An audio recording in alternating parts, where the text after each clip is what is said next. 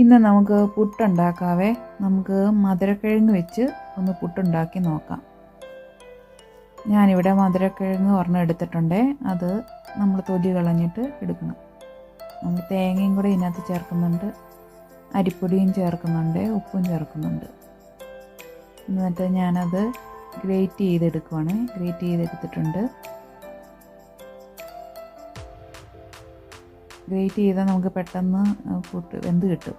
അതിൻ്റെ കൂട്ടത്തിൽ അരിപ്പൊടി ചേർക്കുന്നു. അരിപ്പൊടിയും ചേർത്തിട്ടുണ്ട്. അത് കഴിയുമ്പം നമുക്ക് തേങ്ങാപ്പൊടിയും കൂടെ ചേർക്കാം. തേങ്ങാപ്പൊടി ഇവിടുന്ന് മേടിക്കാൻ കിട്ടുന്നതാണ്. അതും ചേർത്തിട്ടുണ്ട്.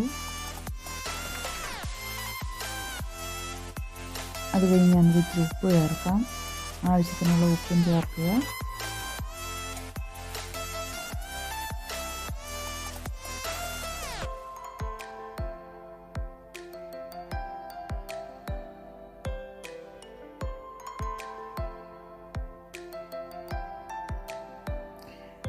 പുട്ടുപൊടി എടുത്ത് വെച്ചിട്ടുണ്ട്.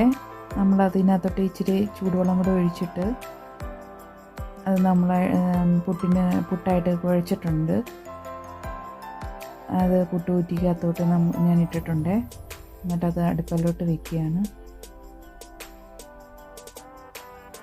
ഇനി അത് ആവി കയറി കഴിയുമ്പോഴത്തേനും കുറച്ച് നേരം ആവി കയറ്റാൻ വെച്ച് കഴിഞ്ഞ് നമുക്ക് തുറന്ന് നോക്കാം.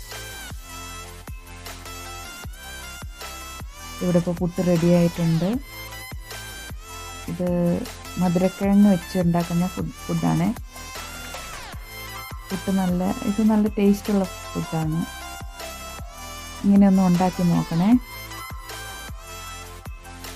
അതിൻ്റെ കൂടെ ഞാൻ ഒരു ഗ്ലാസ് ചായ എടുത്തിട്ടുണ്ട്. ഒരു മുട്ടയും പുഴുങ്ങി വെച്ചിട്ടുണ്ട്. ഒരു പഴവും ഉണ്ട്. നമുക്കതൊന്ന് ടേസ്റ്റ് ചെയ്ത് നോക്കാം.